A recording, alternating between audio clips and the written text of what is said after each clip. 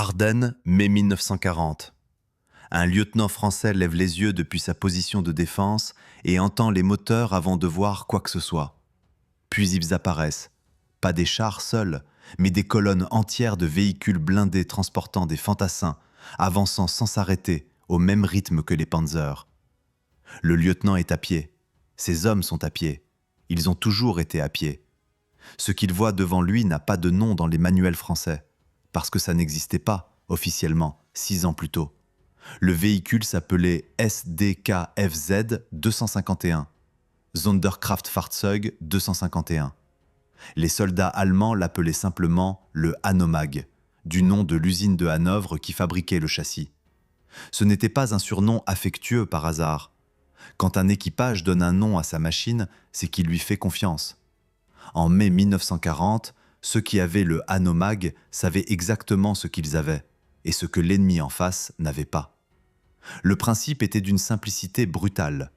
2 roues à l'avant pour les virages ordinaires, des chenilles à l'arrière pour le terrain difficile, des parois en acier de 8 à 14 mm, pas contre les obus lourds, pas contre les tirs directs, mais contre ce qui tue un fantassin ordinaire, les balles, les éclats, la mitraille. 10 grenadiers blindés et 2 hommes d'équipage. C'est ce que disaient les documents officiels. Combien montaient réellement dépendait de ce qu'on emportait d'autre. En été, l'intérieur était un piège à chaleur. Les parois en acier absorbaient le soleil. Le moteur chauffait par l'avant. Les hommes préféraient rouler au-dessus, pas pour la vue. Ce que cela signifiait quand le véhicule se retrouvait sous le feu avec tout l'équipage à découvert, les documents officiels n'en parlent pas. Heinz Guderian avait imposé cette idée à un état-major qui ne voulait pas l'entendre.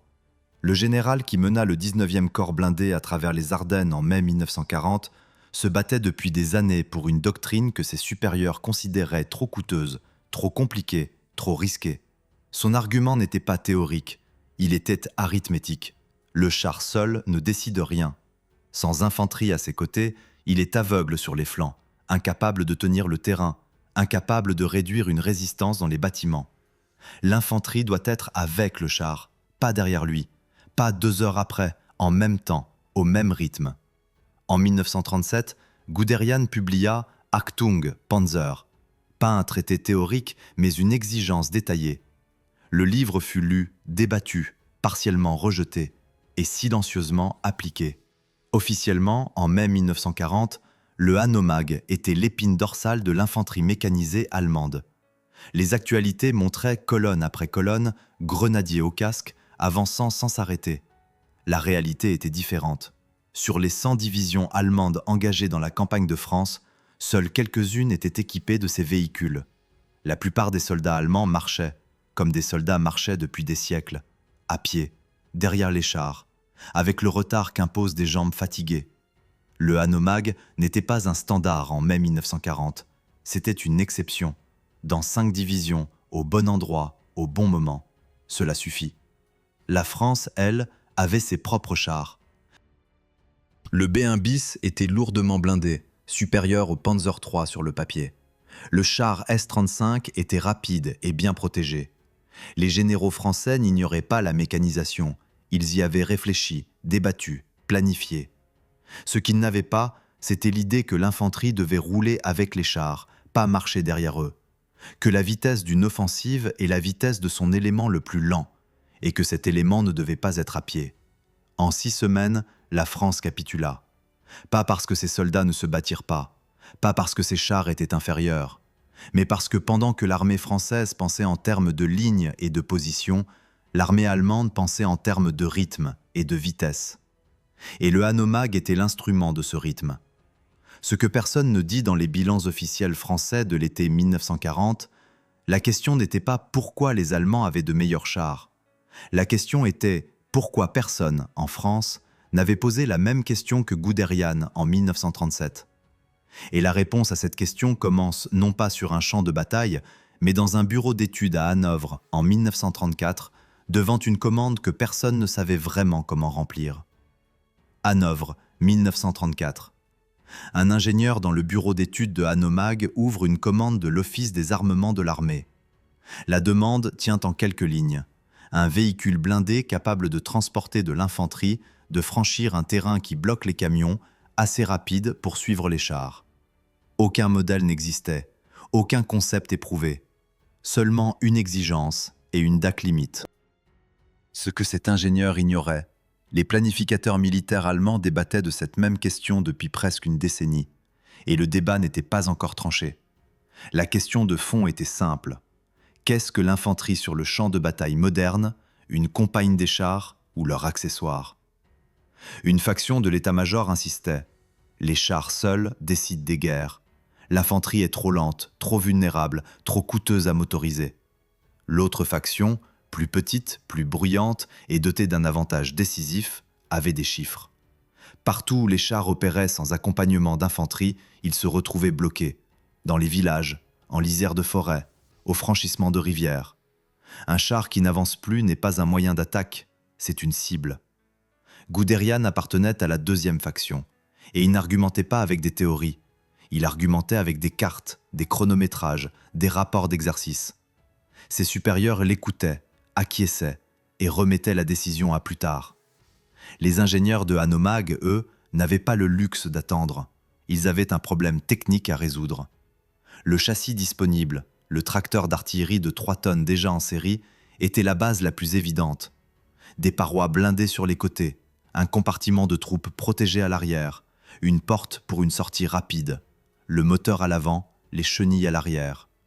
Les 2 roues avant pour les petits virages, une chenille freinée pour les virages serrés. Officiellement, ce système de direction était un compromis technique raisonnable, plus simple à fabriquer qu'un véhicule entièrement chenillé, plus adapté au terrain qu'un camion.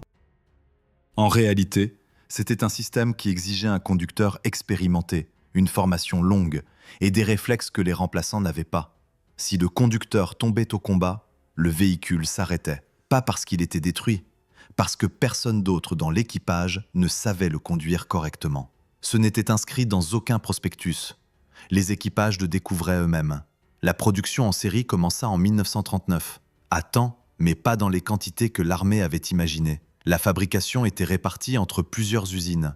Hanomag livrait le châssis, Bussing-Nag construisait la coque et la superstructure. Coordination entre sites distants, chaîne d'approvisionnement en acier spécial, pénurie de main-d'œuvre qualifiée. Ce qui avait été planifié comme une production industrielle évolutive s'avéra en réalité un système fragile qui réagissait à la moindre perturbation. Septembre 1939.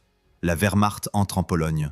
Premier engagement au combat et premier signal que la théorie et la pratique parlaient 2 langues différentes. À ce moment précis, seule la première division blindée était équipée de manière significative en Hanomag. Le reste de l'armée se déplaçait à pied, en camion, à cheval. La Pologne fut vaincue en quelques semaines, mais pas grâce au Hanomag, malgré son absence presque totale. Ce que les hommes de la première division blindée vécurent ces semaines-là fut difficile à lire pour les états-majors. L'infanterie blindée suivait le rythme des chars. Elle sécurisait des flancs qui seraient restés exposés. Elle occupait des localités avant que les défenseurs puissent s'y installer.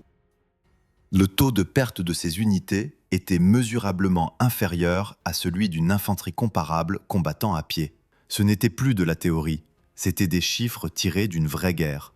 Mais voilà le paradoxe que personne ne voulait formuler à voix haute. La Pologne avait été vaincue rapidement, précisément parce que le Hanomag était absent dans la plupart des unités. L'armée allemande avait gagné sans lui. Pourquoi alors accélérer une production coûteuse et complexe pour quelque chose dont on pouvait visiblement se passer? C'est ce raisonnement, plausible, logique et complètement faux, qui allait définir ce qui se passa en France 8 mois plus tard. Pendant que les planificateurs allemands débattaient encore des chiffres de production, une autre armée regardait les rapports de Pologne et tirait ses propres conclusions. L'armée française avait ses observateurs. Elle avait les mêmes données. Elle vit une campagne courte, une victoire rapide, une infanterie qui marchait en grande partie à pied. Et elle conclut que ses propres dispositions, la ligne Maginot, les réserves mobiles, les divisions blindées indépendantes, étaient suffisantes. Ce que ni les Français ni la plupart des Allemands ne mesurèrent dans ces rapports de Pologne, ce n'était pas la présence du Hanomag qui avait décidé, c'était l'aperçu de ce qu'il rendait possible, dans les 5 divisions qu'il avait. Un aperçu de 6 semaines plus tard, dans les Ardennes, allait transformer cet aperçu en démonstration irréfutable. Mais avant cela, il fallait convaincre Hitler d'approuver le plan qui semblait à tous les généraux français et à beaucoup d'Allemands militairement impossible. Russie, automne 1941. La pluie n'était pas une surprise. Elle venait chaque année, à la même période, sur les mêmes routes. Mais personne dans les états-majors de planification allemands n'avait vraiment compris ce que la pluie d'automne russe fait à un véhicule dont le train de roulement est un système complexe de rouleaux imbriqués, conçu dans un bureau d'études à Hanovre pour les routes européennes. La boue, les Russes l'appelaient Rasputitsa, la saison des mauvais chemins, s'infiltrait dans les interstices du train de roulement, remplissait les espaces entre les rouleaux décalés, gelait pendant la nuit et faisait éclater boulons et essieux au matin. L'Halftrack américain M3 avait un train de roulement plus simple. Il restait lui aussi bloqué, mais se réparait en quelques heures. Le Hanomag immobilisait parfois plusieurs jours. Les mécaniciens qui l'entretenaient dans la boue russe connaissaient ce problème mieux que les ingénieurs de Hanovre qui l'avaient conçu. Ce fut la première grande fissure entre le véhicule sur le papier et le véhicule sur le terrain. Officiellement, le Hanomag était en 1941 l'épine dorsale de l'infanterie mécanisée allemande sur le front de l'Est. Dans les rapports envoyés à Berlin, les colonnes avançaient, les objectifs étaient atteints, le matériel fonctionnait. En réalité, sur 92 bataillons motorisés que l'armée alignait en 1943, seulement 21 disposaient de véhicules de transport blindés. Les 71 autres roulaient en camion ou marchaient à pied. Le concept pour lequel Guderian s'était battu pendant des années s'était réduit, dans la réalité de la campagne à l'Est, à moins d'un quart de sa force prévue. Les unités qui avaient le Hanomag savaient ce qu'elles avaient. Celles qui ne l'avaient pas le savaient aussi. Et c'est là que quelque chose d'inattendu se produisit. Quelque chose que ni les planificateurs de Berlin, ni les ingénieurs de Hanovre n'avaient prévu, et qui allait transformer durablement l'idée même de véhicules blindés. Les hommes sur le terrain commencèrent à modifier la machine, pas selon le règlement, selon la nécessité. Là où il n'y avait pas de canon anti-char disponible, on en vissait un sur la plateforme. Là où le soutien d'infanterie faisait défaut, on montait une mitrailleuse lourde sur un socle improvisé. Là où la communication était coupée, on installait des appareils radio prévus pour d'autres véhicules. Les soldats qui utilisaient le Hanomag quotidiennement découvraient une propriété qu'aucun cahier des charges n'avait décrite. Ils se laissaient transformer en presque n'importe quoi. Ce n'était pas de l'ingéniosité, c'était de la survie. Les constructeurs en Allemagne observaient ces modifications de terrain et commencèrent à les systématiser. Ce que les soldats improvisaient par nécessité devint une variante officielle. Ce qui commençait comme une exception devint doctrine. À la fin de la guerre, l'armée comptait plus de 20 versions officielles de ce véhicule. La version 251/9, surnommée Stummel, le moignon, portait un canon de 75 mm pour le soutien direct de l'infanterie. La 251/2 portait un mortier de 80 mm. La 251/16 était un lance-flammes. La 251/21 montait 3 canons anti-aériens en batterie. Et la 251/6 était un véhicule de commandement avec une machine de chiffrement Enigma à bord, roulant dans la boue russe, transmettant des ordres cryptés depuis un Halftrack. Officiellement, le Hanomag était un transporteur. En réalité, il était devenu jusqu'en 1944 la plateforme blindée universelle de l'armée allemande. Aucun autre véhicule de la Seconde Guerre mondiale n'exista en autant de rôles différents sur un seul et même châssis. Ce principe, une plateforme, des dizaines d'usages, est aujourd'hui la base du Boxer allemand, du VBCI français, du CV-90 scandinave. Il est dans tous les cahiers des charges modernes. Il fut inventé non pas dans un bureau d'études, mais par des mécaniciens dans la boue, entre Smolensk et Moscou, parce qu'ils n'avaient pas d'autre choix. Ce que les équipages apprirent sur la Rasputitsa, le froid et le combat depuis le véhicule, aucun manuel ne le contenait. Il y a des choses que seuls ceux qui ont réellement conduit ce type de machine comprennent. Comment le châssis réagit différemment selon la charge. Comment une panne de direction dans un virage serré peut bloquer toute une colonne. Ce que signifie maintenir un moteur à froid par moins 20 degrés. Ces détails n'apparaissent dans aucun rapport officiel. Ils se transmettaient entre équipages, de bouche à oreille. La simplification vint en 1943. La version D remplaça les constructions complexes soudées et rivetées des premières versions par des formes ondulaires plus simples, plus rapides à fabriquer. La production augmenta, la qualité se maintint. La machine devint moins chère à construire et sur certains points plus robuste. C'était le paradoxe de la guerre. Plus elle durait, meilleur devenait le véhicule censé la mener. Mais 1943 n'était plus 1940. L'initiative avait changé de camp. Les Hanomag qui sortaient maintenant des chaînes de production ne roulaient plus vers des victoires rapides à l'ouest. Ils roulaient vers des retraites, des positions défensives, des situations pour lesquelles le véhicule n'avait pas été conçu. Et plus les variantes se multipliaient, véhicules de commandement, ambulances blindées, engins du génie, lance-roquettes, plus quelque chose devenait évident que personne ne disait à voix haute. Cette machine était devenue trop importante pour qu'on puisse jamais s'en passer. Ce que les armées alliées feraient de cette leçon après 1945, c'est là que l'histoire devient vraiment inconfortable. Mai 1945, des officiers américains traversent un dépôt allemand abandonné quelque part dans le sud de l'Allemagne. Entre des véhicules détruits, des armes abandonnées et des montagnes de pièces détachées se trouvent plusieurs Hanomag, certains encore en état de marche, d'autres calcinés, d'autres simplement arrêtés faute de carburant. Les officiers prennent des notes, photographient, mesurent, envoient des rapports à Washington. Ce que ces rapports contenaient n'était pas un secret. Le concept fonctionne.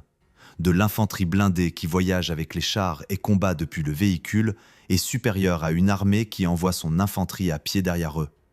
Les Allemands l'avaient prouvé en France en 40 jours. Les Alliés l'avaient appris sur les plages de Normandie, dans les haies du bocage normand, dans les rues d'Aix-la-Chapelle. Le prix de cette leçon avait été payé en hommes.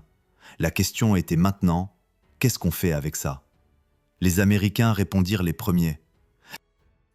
Et leur réponse fut surprenante, non pas parce qu'elle était mauvaise, mais parce qu'elle faisait un pas en arrière. Le M113, mis en production en 1960, devint la plateforme blindée la plus produite de l'après-guerre. Aluminium, moteur arrière, une trappe sur le dessus, rapide, léger, bon marché, amphibie, mais conçu fondamentalement comme un véhicule qui amène les hommes du point A au point B, pas comme un véhicule depuis lequel ils combattent. Officiellement, le M113 était le développement logique de l'expérience de la Seconde Guerre mondiale. En réalité, c'était le retour à ce que Guderian avait surmonté 20 ans plus tôt, l'infanterie comme passagère, pas comme combattante. Les soldats français qui le reçurent dans les années 60 lui donnèrent rapidement un surnom qui résumait tout, la boîte. On montait dedans, on en descendait, entre les deux, on attendait. La France, elle, avait ses propres conclusions à tirer, et 12 ans pour ne pas les tirer. La MXVCI, le premier vrai véhicule de combat d'infanterie français, n'entra en service qu'en 1957, 12 ans après la fin de la guerre. 12 ans après que les officiers français avaient vu de leurs propres yeux ce que le Hanomag faisait dans les Ardennes. L'idée était juste, utiliser le châssis du char léger AMX-13, y embarquer l'infanterie, lui permettre de combattre depuis le véhicule. Mais entre l'idée juste et le véhicule en service, il y avait eu 12 ans de commission, de budget révisé, de priorités concurrentes. Et pendant ces 12 ans, la France combattait en Indochine, avec des véhicules de la Seconde Guerre mondiale, des half-tracks américains récupérés, du matériel de surplus.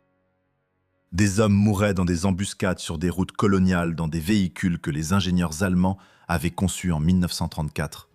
Ce que le Vietnam fit ensuite aux Américains était la répétition exacte de ce que la Russie avait fait aux Hanomag. Les unités équipées de M113 firent spontanément ce que les soldats allemands avaient fait dans la boue de Smolensk. Elles modifièrent. Elles montèrent des mitrailleuses lourdes sur des supports improvisés. Elles roulèrent avec les trappes ouvertes et les hommes au-dessus, parce que la protection par le haut était moins bonne que la visibilité depuis le haut. Elles transformèrent un transporteur en machine de combat, exactement comme 2 décennies plus tôt dans la boue russe. Personne ne le leur avait enseigné. Ils l'avaient découvert eux-mêmes, parce que le champ de bataille ne laissait pas d'autre réponse. Il y a une logique que les armées redécouvrent indépendamment, à chaque génération, dans chaque guerre. Un fantassin transporté n'est pas un fantassin protégé. La protection vient du feu qu'il peut produire depuis son véhicule, pas des parois qui l'entourent. Ce principe, Guderian l'avait formulé en 1937. Les équipages allemands l'avaient prouvé en 1940. Les mécaniciens américains au Vietnam le redécouvraient en 1965. Et les planificateurs continuaient d'acheter des transporteurs. La nouvelle Bundeswehr, constituée à partir de 1955, reçut d'abord des M113, livrés par les Américains, qui les utilisaient eux-mêmes. Puis vint le HS-30, officiellement Schützenpanzerlang, censé être ce que le M113 n'était pas, un véhicule de combat fermé, mieux blindé, avec une mitrailleuse automatique bas sur châssis. L'idée était juste, l'exécution fut un désastre. Des problèmes techniques s'accumulèrent tout au long de la phase d'introduction. Un scandale de marché public occupa le Bundestag pendant des années. Le HS-30 fut introduit parce que les contrats étaient signés, pas parce que la machine était prête. Les hommes qui le conduisaient ne lui trouvèrent jamais de surnom affectueux. Ce détail dit tout. Ce que l'Allemagne voulait vraiment fut livré en 1971, le Marder. Lourd, armé d'un canon automatique de 20 mm, protégé contre les armes moyennes, avec une tourelle qui pivotait indépendamment du véhicule. Une machine depuis laquelle les grenadiers blindés pouvaient combattre, pas seulement voyager. Pour la première fois depuis le Hanomag, une armée occidentale avait un véhicule qui appliquait conséquemment l'idée de 1934. La France eut son équivalent plus tard, le AMX-10P, entré en service en 1973, 2 ans après le Marder. 28 ans après la fin de la guerre. 28 ans après que les officiers français avaient regardé les colonnes de Hanomags dans les Ardennes et s'étaient demandé, certains d'entre eux du moins, pourquoi personne en France n'avait pensé à ça avant. Mais entre le moment où une armée comprend une idée et le moment où cette idée est pleinement appliquée dans chaque unité, sur chaque terrain, dans chaque engagement, il y a une distance que les organigrammes et les discours d'inauguration ne mesurent pas. Février 1991, guerre du Golfe. Des AMX-10P français opèrent en Arabie Saoudite aux côtés de chars Leclerc et AMX-30. Les équipages sont entraînés, le matériel est moderne, la coordination avec les blindés fonctionne. C'est ce que Guderian avait décrit en 1937, enfin appliqué, 50 ans plus tard, dans le désert irakien plutôt que dans les Ardennes. Ce qui allait se passer 30 ans plus tard, en février 2022, sur les routes au nord de Kiev, allait poser la même question une fois de plus. Et cette fois, il n'y aurait pas d'excuse de délai, pas d'argument de nouveauté. La leçon avait 82 ans. Février 2022, des colonnes blindées russes roulent vers Kiev. Sur les routes au nord de la capitale ukrainienne, des autoroutes construites pour un déplacement rapide, des véhicules s'entassent sur des dizaines de kilomètres. Chars, véhicules de combat, camions de ravitaillement, tout mélangé, tout sur l'asphalte, tous en la capacité de s'engager rapidement dans le terrain à gauche et à droite. Les images arrivent d'abord par satellite, puis par des téléphones portables ukrainiens, des colonnes immobilisées, des véhicules abandonnés faute de carburant, des chars isolés, sans infanterie autour d'eux, sans protection sur les flancs. Des unités ukrainiennes attaquèrent ces flancs. De petits groupes, mobiles, armés de missiles anti-chars. Ils firent exactement ce que tout fantassin sait, ayant jamais opéré avec des chars. On n'attaque pas la face avant, on attaque le côté. On attaque là où aucun œil ne regarde, là où aucune infanterie d'accompagnement ne surveille. Les colonnes russes n'avaient pas d'infanterie dans des véhicules blindés pour sécuriser ses flancs. Elles n'avaient pas d'unité mobile pour dégager les localités avant que les chars n'y pénètrent. Elles n'avaient pas appliqué le principe fondamental que Guderian avait formulé en 1937, que le Hanomag avait prouvé en 1940, que le Vietnam avait confirmé en 1965, que le Golfe avait rappelé en 1991. Et elles en payèrent le prix, en véhicules brûlés sur les routes ukrainiennes, visibles sur des images satellites que le monde entier put regarder pendant des semaines. Ce n'était pas une victoire ukrainienne sur la technologie russe, c'était la victoire d'une idée sur son absence. Dans les semaines qui suivirent, les analystes militaires du monde entier publièrent des rapports. Les généraux donnèrent des interviews, les think tanks produisirent des études. Tous posaient la même question. Comment une armée moderne avait-elle pu commettre une erreur aussi fondamentale ? Comment avait-on pu oublier une leçon vieille de 82 ans ? La vraie question était différente. La vraie question n'était pas « Pourquoi les Russes ont-ils oublié ?»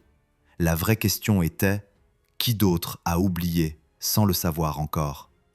Au musée des blindés de Saumur, dans le Maine-et-Loire, se trouvent des exemplaires de presque chaque véhicule blindé ayant jamais servi dans une armée occidentale. Il y a un AMX VCI, un AMX 10P, un VBCI, le véhicule blindé de combat d'infanterie qui équipe aujourd'hui l'armée française. Des hommes qui ont servi dans ces machines viennent parfois les regarder. Certains ont conduit l'AMX-10P en ex-Yougoslavie. D'autres ont fait l'Irak, le Mali, l'Afghanistan. Ils ne posent pas beaucoup de questions devant ces machines. Ils savent déjà les réponses. Ou ils pressentent que certaines réponses sont inconfortables. Ce que le Hanomag avait prouvé en 1940 tenait en 3 principes. L'infanterie doit être avec le char, pas derrière lui. Elle doit combattre depuis le véhicule, pas seulement y voyager. Et la plateforme doit pouvoir s'adapter à la mission, pas l'inverse. Ces 3 principes sont aujourd'hui dans tous les manuels. Ils sont dans les spécifications du VBCI français, du Puma allemand, du CV90 scandinave. Ils sont enseignés dans toutes les écoles de guerre occidentales. Mais entre un principe écrit dans un manuel et ce même principe appliqué dans une colonne qui avance sous le feu, la nuit, dans un terrain inconnu, avec des équipages qui n'ont pas dormi depuis 36 heures, il y a une distance que ni les budgets ni les exercices ne mesurent toujours correctement. Le VBCI français est entré en service en 2008, 68 ans après les Ardennes. C'est un véhicule moderne, bien protégé, capable. Les équipages qui le conduisent aujourd'hui au Mali ou en Roumanie, dans le cadre des missions de l'OTAN, font exactement ce que Guderian avait décrit. Ils roulent avec les chars, ils combattent depuis le véhicule, ils sécurisent les flancs. La doctrine est juste, le matériel est là. Ce qui reste ouvert, et ce que les images de février 2022 ont posé à toutes les armées occidentales sans exception, c'est une question que ni un musée, ni un manuel ne peut résoudre seul. Dans combien d'unités, dans combien d'armées, le principe est-il écrit dans les règlements, mais pas encore ancré dans les réflexes? Combien de colonnes, aujourd'hui, partiraient sans avoir résolu le problème que Guderian avait résolu il y a 87 ans? Un char dans un musée ne répond pas à cette question. Un VBCI dans une caserne non plus.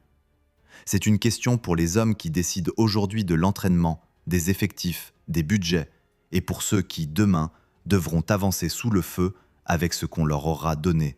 Dans le dépôt abandonné de mai 1945, les officiers américains avaient photographié les Hanomag et envoyé leurs rapports. Les rapports avaient été lus, les conclusions avaient été tirées. Et pendant les décennies qui suivirent, chaque génération avait redécouvert, à sa manière, dans sa guerre, sur son terrain, la même vérité qu'un ingénieur de Hanovre avait mise sur roue en 1939.